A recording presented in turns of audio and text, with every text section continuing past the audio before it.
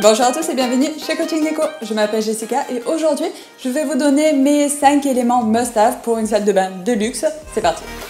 Le premier élément, c'est la robinetterie. Donc, il faut vraiment faire attention au style de robinetterie que vous choisissez. Il faut vraiment que ce soit en rapport avec le style de décoration que vous avez déterminé pour votre salle de bain et qui reflète un petit peu la personnalité de ce style-là. Donc, faites attention à la qualité de cette robinetterie car c'est un élément qui dure dans le temps. Donc, il vaut mieux investir un petit peu plus pour avoir une robinetterie de qualité.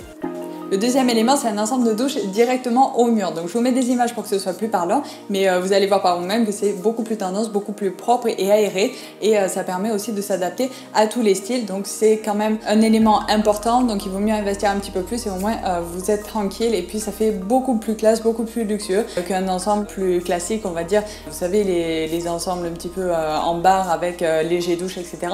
Ils sont sympas, mais en termes de décoration, ils viennent un petit peu obstruer votre décoration et un petit peu nuire à tout ça. Donc il vaut mieux opter pour une sortie directement au mur, ce sera beaucoup plus joli. Le troisième élément, ça va être le ciel étoilé. Et oui, ciel étoilé, c'est quand même beaucoup plus sympa qu'une grosse lumière ou un gros néon au milieu du plafond.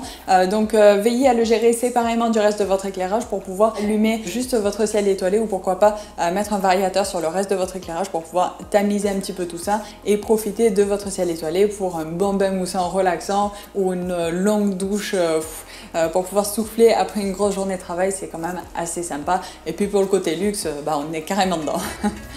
Le quatrième élément, si vous êtes d'accord avec moi, lâchez un petit pouce bleu, c'est la baignoire en îlot. Si vous avez la place, c'est un absolument incontournable pour avoir une salle de bain luxueuse. C'est beaucoup plus épuré, beaucoup plus harmonieux et ça se marie avec tous les styles de déco. Donc c'est super pour moi. La baignoire en îlot mérite un pouce. Et le cinquième élément, le dernier, qui est assez onéreux et il faut prévoir ça à l'avance, donc c'est pas forcément à la portée de tous, surtout si vous êtes dans un bâtiment ancien par exemple, donc ça peut être assez compliqué. Mais si vous êtes en pleine construction, vraiment optez pour ça, c'est assez cher, mais pour une salle de bain luxueuse, ça vaut le coup. J'ai expérimenté ça chez un ami et vraiment c'est très agréable. C'est tout simplement le chauffage au sol dans la salle de bain. C'est génial, ça évite d'avoir, quand vous avez de l'eau qui tombe par terre par exemple, ça sèche, ça laisse pas de traces, c'est super.